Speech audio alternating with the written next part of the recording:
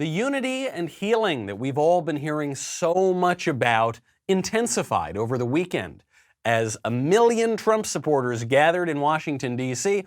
peacefully to rally in support of the president, and BLM and Antifa and generally leftist radicals started to attack them. They threw projectiles at the Trump supporters while they were eating dinner. They threw fireworks at them. I kid you not, they threw fireworks at them. And all the time, Joe Biden completely silent, Democratic leadership completely silent, with the exception of these meaningless platitudes to unity and healing. Every time that there is any incident where any even sort of vaguely right-winger does anything wrong, Republican politicians, conservatives, Trump, is told he has to condemn it. He's got to disavow it for the rest of his life. And yet when the left organizes, attacks peaceful Trump supporters during a contested election, nothing. Just words of unity and healing. The D.C. mayor did nothing to stop the violence. I was in D.C. at the time. The D.C. mayor was worried about a much greater threat, and you're going to hear a lot more about this in the coming days and weeks. She was worried about the scariest thing of all, people who don't wear masks. I'm Michael Knowles. This is The Michael Knowles Show.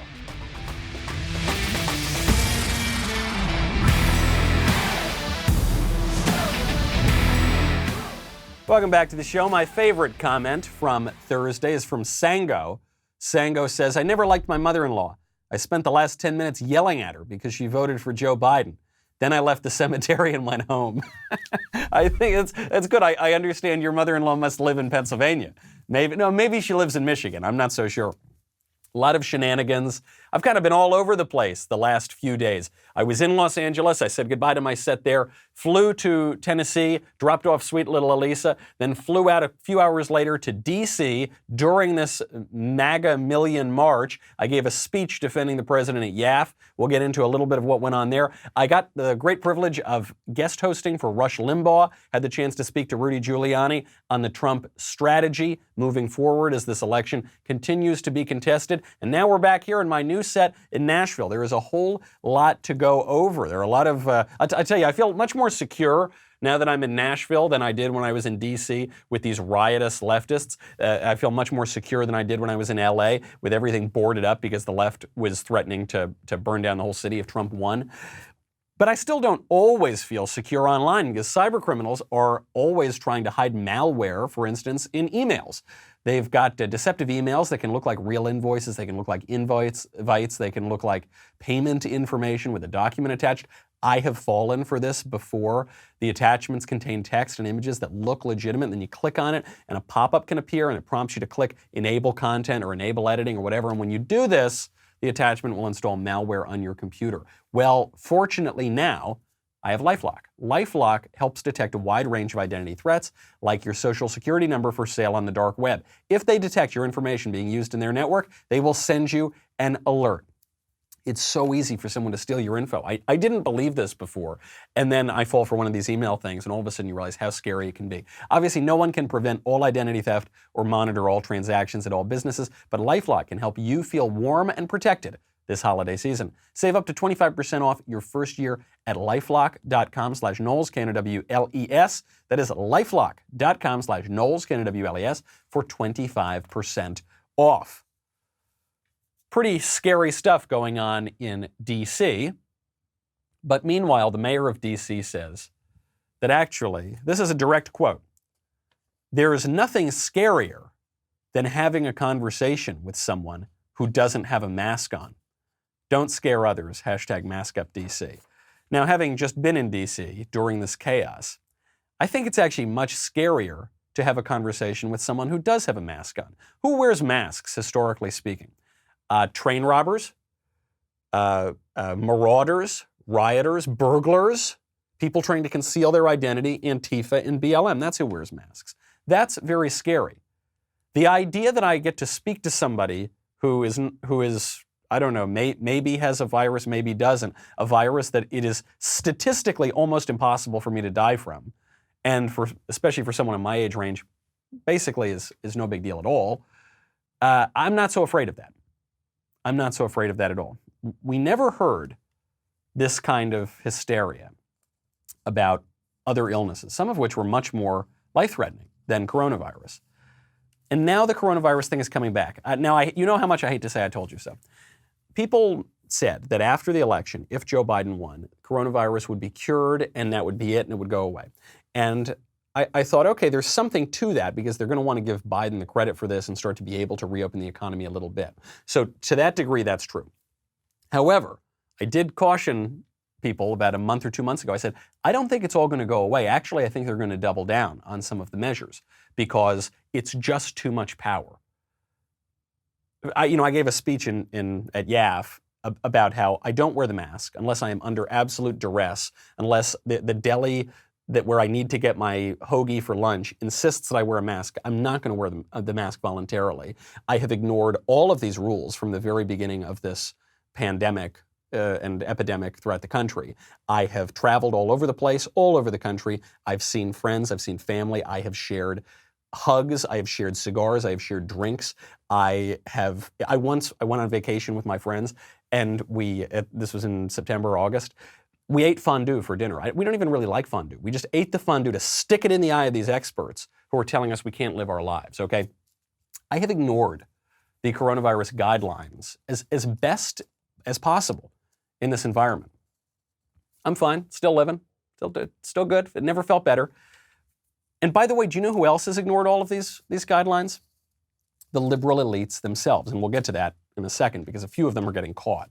Regardless, we are being told that we are going to double down, triple down on the coronavirus lockdowns. On this, I believe it's the 244th day of 15 days to slow the spread. Joe Biden's potential chief of staff, if Joe Biden ascends to the presidency, this guy Ron Klain, is promising a nationwide mask mandate.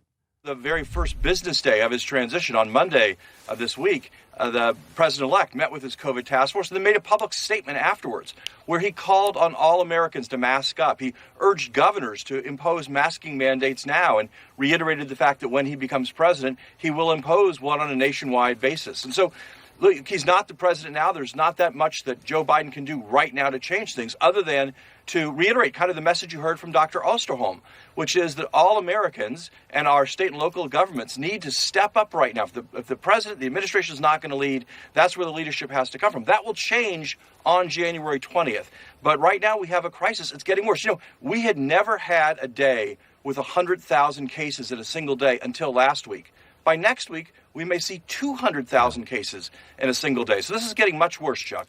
Did you notice the sleight of hand there, by the way? Initially, during the early days of the virus, what we heard about was the number of deaths and hospitalizations. Why? Because we were told we needed 15 days to slow the spread. We needed to flatten the curve, right? And flattening the curve doesn't reduce the number of people who are going to get it, not by one single person. Doesn't reduce the number of deaths from the virus, not by one single person. It just keeps that number below hospital capacity so people don't die needlessly if you go over hospital capacity. Okay, we did that. We succeeded at that. Never came even close to capacity in New York, never came close to capacity in California, nowhere else either. But then they shifted the measure, and it was seamless. You didn't even notice they shifted it from deaths and hospitalizations to cases.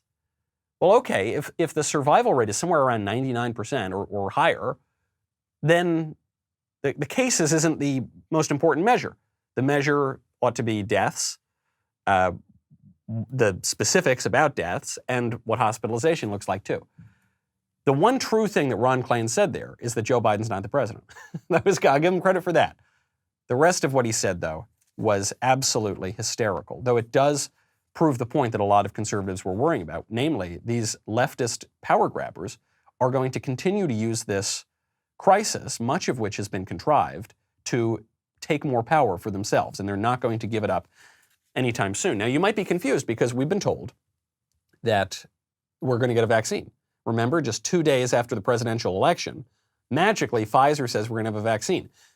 For the weeks before the election, when President Trump said we were going to get a vaccine very, very soon, the media called him a liar. They said he was an idiot. He had no idea what he was talking about. Then 2 days after, wow, what convenient timing.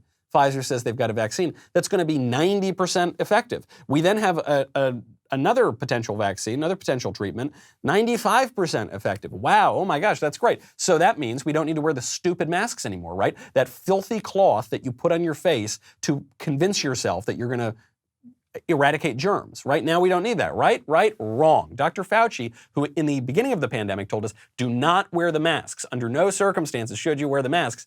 Now he's telling us we all have to wear the masks even after we get the vaccine. Here he is speaking with Jake Tapper. So just as a public health measure, you think it would be a good idea if your team would be able to work with the Biden-Harris transition team right now, just in terms of what's best for the public health of the American people? Of course, Jake, that's obvious. Of course it would be better if we could start working with them. Hold on right there. This is what the left always does. Do you notice Jake Tapper with his very earnest, very concerned face, very concerned voice, talking to the very concerned, selfless Dr. Fauci, a man who has given his life, dedicated his whole life just to help us. If only we would appreciate him. But we're so caught up in our petty political squabbles, we won't just hand over all of our rights and traditions to Dr. Fauci, who knows better for us than we do for ourselves. Jake Tapper says, listen, Dr. Fauci, as a purely scientific matter, don't you think we should move into the presidential transition? Dr. Fauci, I'm not talking about political matters here. I know people talk about a contested election and legal challenges because of irregularities and outright fraud at polling places. I know they're talking about that, following the constitutional system. But as a scientific matter, just, for public health, shouldn't we forget about all that and kick Trump out as fast as possible, not follow the legal process, and pretend that Joe Biden is already the president-elect? And Dr. Fauci, putting on his exact same liberal, concerned tone of voice, he says, yes, of course, Jake. Thank you. You see what I'm trying to do. Yes, we need to say that Joe Biden is the president, even though no state has certified him, even though the electors haven't voted, even though he's not the president-elect. This is what they always do. This goes back to Woodrow Wilson. This goes back to the earliest days of the progressive movement, when they said the Constitution's outdated, that's for an old world order based on an old scientific understanding that Isaac Newton gave us. They always tied it to science. They said because we have a new scientific understanding of the world brought to us by Charles Darwin, we know that there are no fixed laws, there are no eternal principles, there's no human nature. We just got to move with however organic movement I decide is important and energetic for the government. And that's what they're saying here. The left, it goes back to Marx and Hegel. The left pretends that they know the science of history. So this is why I half-jokingly said many months ago that we need to eliminate the word science from political discourse. And I much less jokingly said that we should ignore statistics, because the social sciences, political science, which is a relatively new field, and even the modern conception of science itself is a product of a progressive political understanding of the world, whereby if you declare your political points of view as science, then they're incontrovertible. You can't debate it, you can't dispute it, you're good. That's it. And anyone who disagrees with you is illegitimate. That is how the left has conducted politics now for well over a century. And that's exactly what you're seeing Tapper and Dr. Fauci doing here.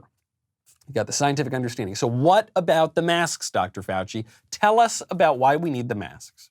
Once the process is complete, does that mean they can take off their masks? They don't have to social distance? They can just go about their lives as before? I would recommend that that's not the case. I would recommend you have an added area of protection. Obviously, with a 90+% effective vaccine, you could feel much more confident. But I would recommend to people to not abandon all public health measures just because you've been vaccinated. Because even though for the general population it might be 90 to 95% effective, you don't necessarily know for you how effective it is. So when I get vaccinated, which I hope to, when it becomes my turn to get vaccinated, I'm not going to abandon completely public health measures. I could feel more relaxed and essentially not having the stringency of it that we have right now. But I think abandoning it completely would not be a good idea. Because 5 to 10% of the people that get immunized, it will not be effective for. So they might actually get the virus if they just completely let down their guard. Okay, that's interesting. Oh, okay, wow, that's interesting. I'm glad we had this really open and important discussion, not just a pre-scripted political hackfest. No, that is exactly what just happened. By the way, Dr. Fauci doesn't believe any of this. Dr. Fauci has been photographed countless times ignoring his own mask rules. Obviously, early on, he said, don't wear the masks at all. It's ridiculous to wear the masks. Then he changed his mind. So I don't know where the eternal trustworthiness of science factors in there, because he contradicted himself entirely. He contradicted himself on the vaccine. He said about 3 or 4 months ago, he said, we will not get a vaccine that's 100% or 90% or 80% even. He said probably about 70% effectiveness we're going to get. Well, now we got one apparently that's 90% effective or 95% effective. So Fauci was wrong about that too. And yet now it's amazing how much these scientific leftists fail upwards. They get every single thing wrong. And yet they rely upon their authority as the scientific enlightened liberals to force us to follow them. And obviously, they're going to get it wrong again. They're going to continue to get it wrong. Dr. Fauci made a big ostentatious show of wearing a mask when he dribbled that baseball at the opening day for the Nationals. Remember, and he had the mask on, even though he was in the middle of a baseball stadium that was completely empty. He put the mask on just to teach you. And then he goes back to his seat. He's sitting next to his friends, and he's got the mask off. For no reason. He wasn't making a phone call. He wasn't eating a potato chip. He just had the mask off because he thought the cameras weren't on him then.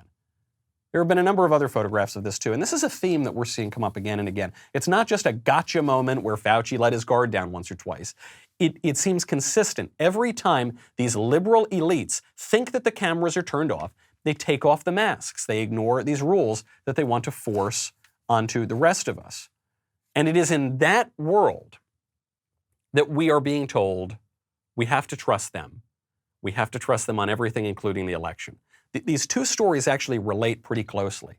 The people, the liberal elites who have lied to us, who have, first of all, either gotten everything wrong by mistake during the lockdowns and other issues over the last 4 years, or more likely have lied to us about a lot of issues. For instance, the Obama administration spying on the Trump campaign, impeachment, Russia collusion, Ukraine collusion, you name it.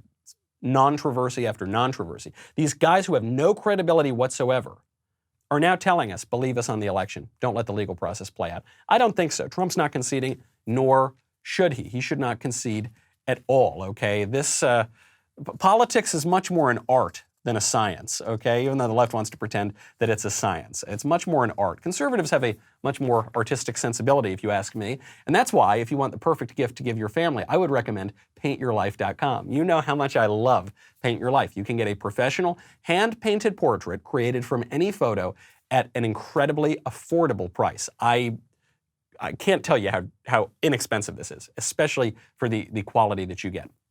I've now done this twice with Paint Your Life. I was very skeptical the first time, and I got a picture done for my stepbrother. It was for his wedding, and it was in Grand Central, and it was actually a very complex picture with him and his wife. And it was very large, too. And I figured, okay, I'm going to have it tried out on him, because then if it's no good, he can just have it at his place. And it was amazing. But then I thought, okay, well, look, I'm a guy who they sponsor my show. Maybe they just gave me the best artist. So I tried a different artist. I had them do a portrait of my mother. Even more beautiful than the last one. These guys are just amazing. You send any picture in, you can even combine photos into one painting, and then these world-class artists will work with you every single step of the way until your picture is absolutely perfect. The price cannot be beat. I did oil. You can do other types of painting as well. At paintyourlife.com, there is no risk whatsoever. If you don't love the final painting, your money is refunded, guaranteed. Right now is a limited time offer. Get 20% off, additionally, of your painting. That is 20% off and free shipping. To get this offer, text Michael to 64,000, MICHAEL to 64,000. Michael, text Michael to 64,000. Paint your life. Celebrate the moments that matter most. President Trump is not conceding, nor should he. However, yesterday on Twitter, hashtag Trump conceded was trending. That's very strange. Why would Trump conceded trend if Trump did not concede? President Trump has tweeted out, just this morning, he tweeted out something to the effect of, I will win, we won the election.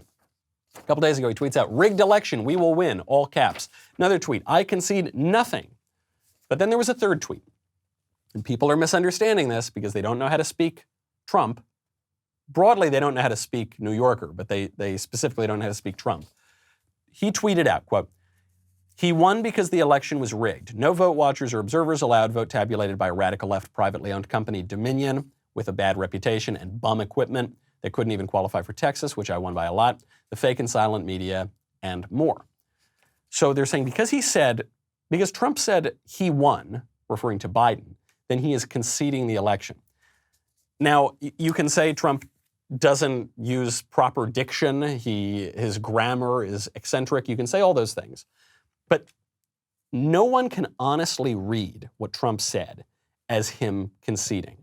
And my evidence for this is he used the same sort of linguistic structure when he was talking about John McCain. You remember Trump got in a lot of trouble because he said John McCain's not a war hero. Remember, he famously said John McCain's not a war hero. Biden continues to attack him for saying John McCain's not a war hero. The way he said it, though, was exactly the way that he said Joe Biden didn't win the election, Joe Biden did win the election. Take a listen to the infamous McCain comment. He hit me. He's not a war hero. He's a war hero. He's a war hero. 5.5 years. He's a war hero because he was captured. I like people that weren't captured, okay? I hate to tell you. Do you agree with that? Notorious comment. How dare Trump say that? Okay, you can dislike the comment all you like, and you can dislike what he's saying about Joe Biden right now. But you have to admit, when Trump says he won because the election was rigged, what he is saying is people believe that Joe Biden won because the election is rigged, even though he didn't really win. Just as he said, John McCain's not a war hero, he's a war hero because he was shot down. But he's not contradicting himself. He's not saying John McCain's not a war hero. Oh, actually, he is a war hero. He's saying John McCain's not a war hero. People believe he is a war hero because he's shot down, but nevertheless, my assertion is true. He is not a war hero. Same thing here. Joe Biden did not win the election. People think he won because, all this voter fraud or whatever, but he didn't really win. That's what he's saying. You can disagree with that all you want, and we'll find out there's going to be a legal process that plays out to see who ends up being ultimately named president. We may never know who got the most votes. People might have a hunch who got the most votes, but we may never know for sure. Stuffing the ballot box is notoriously difficult to figure out. It took the LBJ investigators decades after he left office to figure that out. And it does happen all the time, as we saw with LBJ and FDR. I spoke about that on the show a little bit last week. In terms of what that legal strategy looks like for Trump, I did have the privilege of speaking to Rudy Giuliani on Friday when I was filling in for Rush. And Rudy Giuliani is obviously the greatest mayor in the history of New York, and he's also one of Trump's lead attorneys, and he's really pursuing this election fraud question. It is a major uphill battle. So what Mayor Giuliani told me is there are hundreds of thousands of ballots, something like 600,000 ballots in Pennsylvania that were illegally counted. That's not to say they were illegally cast. Maybe they were, maybe they weren't. But they were illegally counted because there were not poll watchers there. Every campaign is permitted to have poll watchers to make sure shenanigans don't go on. This is especially important for mail-in ballots, which are much more open to fraud. So because those 600,000 ballots were not counted legally, they should not be counted in the final tally. That's Mayor Giuliani's argument. I don't know that that's going to hold up in court. What do I know? The Trump campaign has won some victories in the Pennsylvania courts. However, it's difficult to throw out 6 ballots. Much harder to throw out 60 or 600 or 6,000. To throw out 600,000 ballots, to me, seems unlikely, unless the Trump campaign can come with hard, irrefutable proof of systemic fraud. There may have been systemic fraud, and it's just impossible to prove. We don't know, but it's going to be incumbent on the Trump legal campaign to prove that. There are other irregularities. You've heard about the Dominion software. There are allegations from whistleblowers at Dominion, by the way, that Dominion was very easy to misuse. There were people actually saying that even before the election, easy to hack. Obviously, the left has been telling us it's easy to hack elections for years and years now because they've never accepted the results of 2016. So obviously, those questions are all wide open. But can you prove it? Can you prove it? That's the question that's going to be up. Even if they can't, there are going to be a lot of conservatives who are skeptical of this election. And I know there are some people who want to say, come on, we need to only rely on the evidence. We need evidence right now. I don't think that's fair. I think the skepticism that conservatives have for these liberal elites is utterly justified. I think we would be foolish not to look at them with this skepticism. They have lied to us time and time again. They've been wrong time and time again. And I think absolutely, it is the people who run the liberal institutions that have squandered their credibility. It's not conservatives who are conspiracy mongering because we don't take them at face value. There are a lot of things up in the air right now. And when things are up in the air and chaotic, it's very important to have precious metals. I've always felt that way, at least. And the one issue with precious metals is when you try to buy gold, let's say you want to buy a bar of gold, it's very, very expensive, and a lot of people don't usually have the requisite cash lying around on the table. That's why Acre Gold has come out with an incredible new product, which is you can, even though the price of gold has been skyrocketing lately, you can buy gold through Acre, and Acre will let you subscribe to gold bars for as little as $30 a month. So how does that work? You know gold bars cost more than $30. How are you going to do it? You pay each month, and once your gold stash reaches the price of their gold bars, they discreetly ship Acre Gold to your house.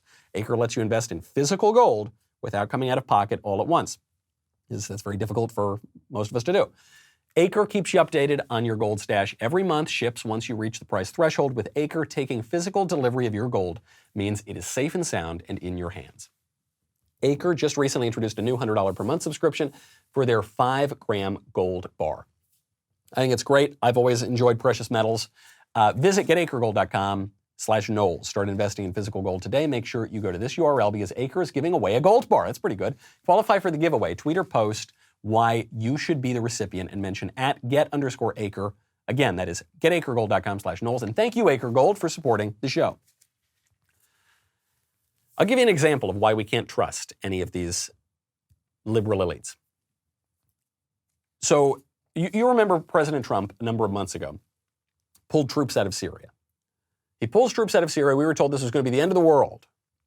Maybe it was a year ago at this point. We were told this is terrible.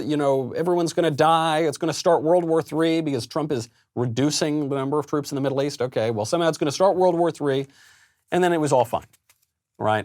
And Trump's foreign policy really has been much, much more successful than any of his predecessors in my lifetime, with the exception of Ronald Reagan and maybe George H.W. Bush, but certainly more successful than Clinton, Bush II, and Obama, even though we were told the sky was going to fall. Well, now we're finding out that the deep state, they've followed Trump's orders when they have to, but they've also been undermining Trump. There was a deep stater named Jim Jeffrey, career diplomat. He's now the outgoing Syria envoy. He just told Defense One magazine, he said, "We were always playing shell games to not make clear to our leadership how many troops we had in Syria. The actual number of troops in northeast Syria is, quote, a lot more than the roughly 200 troops that President Trump initially agreed to have there in 2019. A Washington Post reporter, specifically the reporter on Syrian affairs, read this interview and laughed about it. Said, "Oh, it's so funny. We've got these career diplomats, these deep staters, undermining the duly elected president. Ha ha ha, isn't that so funny?" When a deep stater undermines the president, he is undermining the people, which means he's undermining the constitutional order. Nobody elected Jim Jeffrey, okay? Jim Jeffrey was hired by the bureaucracy to be a careerist in the government. People did elect Trump, and Trump did appoint various people. And Jim Jeffrey lied to all of those people and conducted his own foreign policy outside of the constitutional order. That's what we're talking about when we say the deep state or the administrative state. That is the permanent government. That's the government that will govern us, even when President Trump tries to change a little bit around the edges. Sometimes he won't be successful. And there are a lot of people right now who believe that the permanent government, the established institutions, are trying to pull a fast one in various ways. The media, most notably. The people who actually make up our regime, our political system, our order, which increasingly has very little to do with the Constitution. So forgive us our skepticism when we don't believe it. There's something very strange going on here, something extremely bogus going on in our political system. Those aren't my words, those are Elon Musk's words, who thinks that there's something extremely bogus going on with the way we're talking about coronavirus. We'll get to that in one second. But first, you know that you can't trust these guys in the legacy media, the establishment media. You know it. Time to cut the cord, time to subscribe to new media, replacement media like the Daily Wire. We got a lot of great content coming to the Daily Wire. Obviously, we're here in Nashville. We have fled Governor Mussolini in California, which was trying to kill our business, basically. We are building up our own place, in an area where we can breathe a little freer. We've got a lot of new people coming over. We've got Candace Owens, our friend Candace, is going to be coming over to Daily Wire. We're going to be launching a new show with her. We're going to be launching new cultural products. We got a whole lot of new stuff going on. The set is just the first part. We're building out things all over the place. Come be a part of it with us. Join, especially at the All Access tier. That is the elite level of membership, and we get to hang out with you guys, and I get to steal ideas from you if you join All Access. Head on over to dailywire.com. Subscribe right now to replace that awful, desiccated establishment media that lies to you all the time. We'll be right back with a lot more.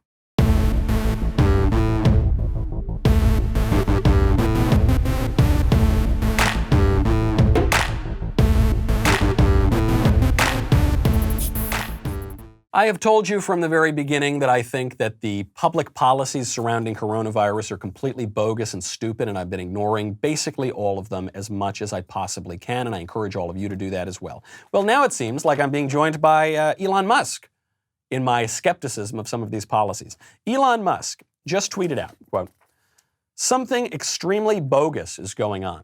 Was tested for COVID 4 times today. 2 tests came back negative. 2 came back positive. Same machine, same test, same nurse. Rapid antigen test from BD." Okay, so that is weird. That's pretty weird, right? You get the exact same test in the exact same place from the exact same person, and 2 of them come back positive, 2 of them come back negative. Was it a false positive? It would seem to be. I guess it could have been a false negative, but I think in the case of Elon Musk, it'd be false positives. So maybe we can't rely on that so much. Maybe we can't rely on Dr. Fauci, who's been wrong and changed his mind every single step of the way. Maybe we can't rely on these genius, Andrew Cuomo, probably the greatest example of this. We're told he's the most important governor on coronavirus. He wrote a book about leading through coronavirus. Andrew Cuomo's policies killed thousands of elderly New Yorkers. He handled the virus worse than any other politician in the entire country. And we're told to follow him. Why? Why? Show me the evidence. I guess there's some evidence of some effectiveness of the masks that we've quoted on this show. Epidemiologists from Columbia have quoted this to NPR. We've quoted CDC studies that show that the masks are not particularly effective. The one Columbia epidemiologist said that they're not effective. Maybe they would be effective in a perfect world, but they're not effective in the way that people use them because they touch their face, they wear them incorrectly. Okay, makes sense. If you keep some filthy cloth mask in your pocket for 3 weeks at a time, it's probably not going to be all that sanitary, right? Well, we now have more evidence that not even the liberal elites pushing these policies believe in them, as I have been suggesting from the very beginning. I think these liberal elites don't think COVID is a serious issue at all. I think they're playing the American people for suckers, and the liberal elites themselves are not worried in the slightest. Nancy Pelosi, while she tells us that we can't go to funerals for our grandfathers, while she tells us we can't go to church, while she tells us it's dangerous to go vote, you got to vote by mail, she's also hosting a big dinner party, big fancy dinner party for all the incoming new members of Congress. Well, that doesn't make a whole lot of sense. Her defense of this was, don't worry, it'll be safe, it's very spaced out. That's preposterous. What, because the tables are going to be 5 or 6 feet apart? The COVID isn't going to spread if you're having a giant dinner party? But then she actually posted a picture of it. It doesn't look very spread out at all. The COVID is not going to spread when you're seated 8 inches away from this person sitting next to you, but 5 feet away from the person at the table next to you. But it is going to spread if you protest for your civil liberties. It is going to spread if you go to church. It is going to spread if you see your dying relatives. I don't believe that for a second. Not just Pelosi, Gavin Newsom, Mussolini, just got caught. Even the Sacramento Bee, which is a very liberal newspaper, is crushing Newsom for this. The Sac Bee is pointing out that Gavin Newsom had a very fancy birthday party at a very, very fancy restaurant called French Laundry. I think the average dinner is like $350 per person or higher. And he had a very fancy birthday party with very fancy lobbyists all sitting privately in this room. And then he got caught. He thought the cameras were off, just like all these guys when they think the cameras are off. Ignore all the same stupid rules that they're trying to force on you and that gullible people believe. He got caught, and then he sort of apologized. Whoopsie daisy. Yep, that's too bad. Okay, I'll do better. Yeah, no, it was okay though. We all knew these people, even though the people at this dinner were of very different households. Not just Mussolini. Chicago Mayor Lori Lightfoot attended a massive Joe Biden victory rally when the media baselessly declared him the president-elect. Lori Lightfoot shows up there with thousands of people to cheer on Joe Biden, all very close. Does she think the virus isn't going to spread there? Well, she defends herself. She says, hey, at least we were wearing masks. What do you say to those who are criticizing you where less than a week ago you went out and stood before a massive crowd who was celebrating Joe Biden's victory, and now you're saying your city has to shut down? How do you have one and not the other? Well, look, I think that we've been saying all along, everybody has to take care, everybody has to take precaution. I will tell you, in that big crowd a week ago, everybody was wearing masks. You can see the shot here. Mask compliance in our city is actually up very, very high. The funniest part of that whole clip, I mean, it's a ridiculous defense, but the funniest part of that whole clip is she says, look, everybody here was wearing a mask. And a lot of people were wearing masks in the picture. I don't think the masks were doing very much when all these people are touching each other, by the thousands. But the best part of the clip is Lori Lightfoot wasn't wearing a mask. She was there without a mask on. He goes, look, it's totally fine. Everybody there was wearing a mask. It's cool. Ma'am, you are lying, not just through your teeth, certainly not through your mask. You're lying about your own actions. You are telling us to believe your words rather than our lying eyes. She queued up the clip that showed her not wearing a mask. That is how brazen these people are. Lori Lightfoot doesn't believe that coronavirus is going to kill her. She's not afraid of it at all. If you really were afraid of coronavirus, you would never go out into that crowd. If you really were afraid of coronavirus, you would never go to French Laundry for your fancy dinner with lots of your fancy rich friends. If you really were terrified of coronavirus, you would never hold this big fancy party for the incoming members of Congress. These people aren't afraid of at all of this.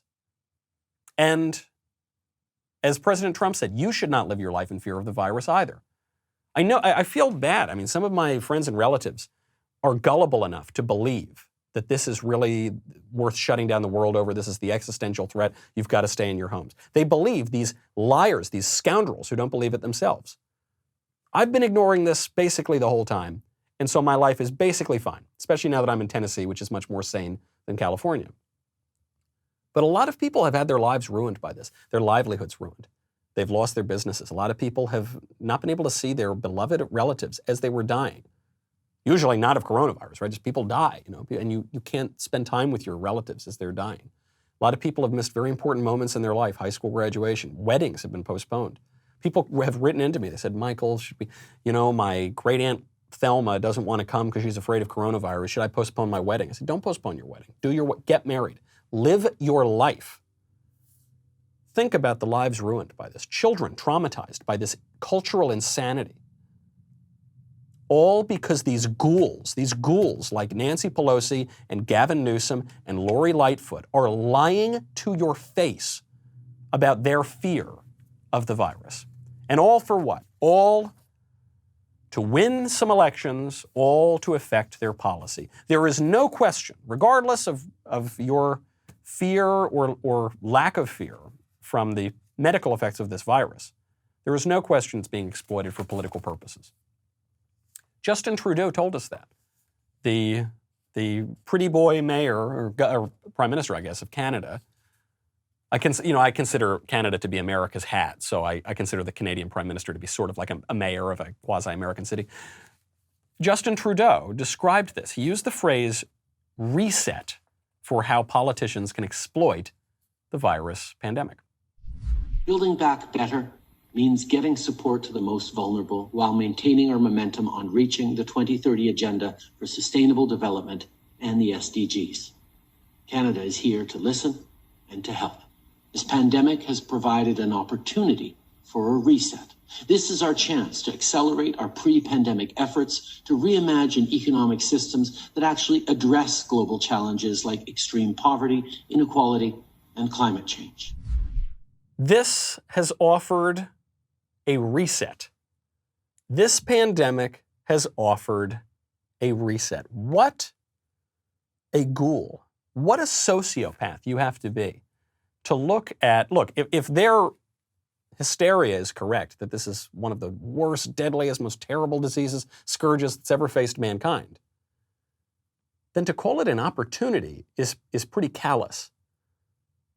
But even just looking at the real effects of it, people have died. Many, many more people have had their lives ruined from it. Many, many, many more people have undergone traumas from it. To call that an opportunity, you have to be a sociopath, which these people are. They're sociopaths. And they all use the same phrase. Joe Biden uses it, build back better. Build back. Joe Biden says build back better. Justin Trudeau says build back better. Boris Johnson in the UK, who's, I guess, ostensibly a conservative, build back better. It's like a blob, just a globalist blob all around us. Very, very spooky. And I don't think this is an opportunity. I think this is a political op. I think it's an operation of politicos to exploit a pandemic. They've got very radical plans. You know, if you had said just a few years ago that Democrats would call 73 million Americans Nazis, I wouldn't have believed you. I wouldn't have believed any of that. But that's what they're doing. You know, David Frum, who used to be kind of a conservative, now I guess he's just a total liberal. David Frum came out and he posted a picture of a Nazi parade. And he said, this is what we were promised for the MAGA parade in D.C. But then, you know, that isn't what we got. And I realized these guys are not just calling Trump Hitler anymore. They're calling all the Trump supporters Nazis. That's half of the country. Christiane Amanpour, who Drew Clavin calls Christiane Amanpour journalist, said on CNN, she made this explicit comparison, compared Trump supporters to Nazis, and evoked Kristallnacht. This week, 82 years ago, Kristallnacht happened. It was the Nazis' warning shot across the bow of our human civilization that led to genocide against a whole identity, and in that tower of burning books, it led to an attack on fact, knowledge, history, and truth. After 4 years of a modern-day assault on those same values by Donald Trump, the Biden-Harris team pledges a return to norms, including the truth. And every day, Joe Biden makes presidential announcements about good governance and the health and security of the American people, while the great brooding figure of his defeated opponent rages, conducting purges of perceived enemies and preventing a transition. So everything in there obviously is false. What's so funny is, as Christiane Amanpour is talking about how the conservatives are burning books, Target was taking my friend Abigail Schreier's book off the shelves because she suggested maybe we shouldn't trans the kids. Her book is called Irreversible Damage. It's a terrific book. Target removed it because they said it was transphobic. It's now Abigail Schreier, by the way, believes that if you're an adult, you should be able to be a man and identify as a woman and go through the medical cosmetic procedures to look more like a woman and identify as a woman. She's totally on board with that. She just thinks she shouldn't trans the kids. Taken off the shelves. We made a big deal about it on Friday. And finally, Target actually did acquiesce, because when conservatives have courage, when they grow a spine, turns out we can actually do things. But that's what's happening there. How about, you're worried about Kristallnacht, you're worried about the night of broken glass, you're worried about all these things. I notice that there are a lot of boards in a lot of shop windows in major cities in America. Do you know why those are up? Because the shop owners felt that if Trump won, leftists would smash up their windows. Christiane Amanpour exactly reverses it, says it's going to be conservatives who do that. Conservatives haven't done that, like, ever. I don't think they've done it once. And then you have Barack Obama coming out and putting just the perfectly fine point on the end of it. He accuses Trump of being a tyrant. I think that there has been this sense over the last several years that literally anything goes and is justified in order to get power. That's not unique to the United States. There are strongmen and dictators around the world who think that I can do anything to stay in power. I can kill people. I can throw them in jail. I can run phony elections. I can suppress journalists. But that's not who we're supposed to be. But that is who Obama is, because Obama did all of those things, and Trump has done none of those things.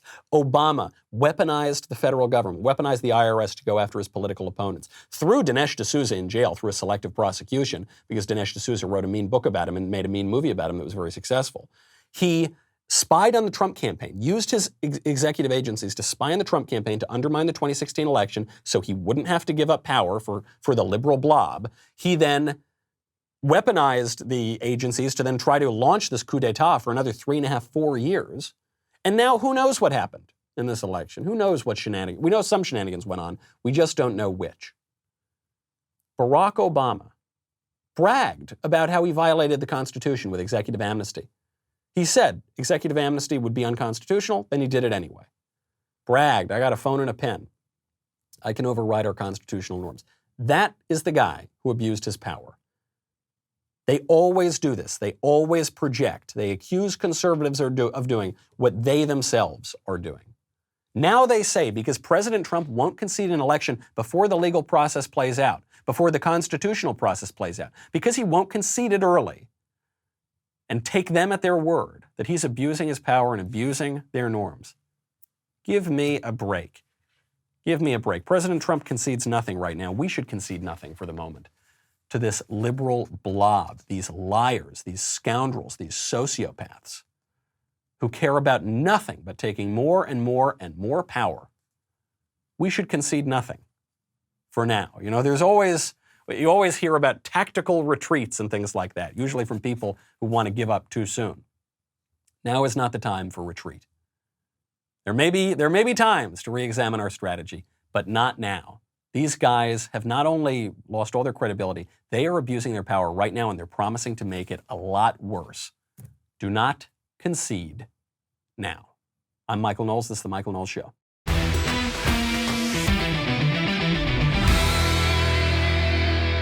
The Michael Knowles Show is produced by Ben Davies. Executive producer, Jeremy Boring. Our technical director is Austin Stevens. Supervising producers, Mathis Glover and Robert Sterling. Assistant Director, Pavel Wadowski. Editor and Associate Producer, Danny D'Amico. Audio Mixer, Robin Fenderson. Hair and Makeup, Nika Geneva. And Production Assistant, Ryan Love. The Michael Knowles Show is a Daily Wire production. Copyright Daily Wire 2020. You know, the Matt Walsh Show, it's not just another show about politics. I think there are enough of those already out there. We talk about culture because culture drives politics and it drives everything else. So my main focuses are life, family, faith. Those are fundamental, and that's what this show is about. I hope you'll give it a listen.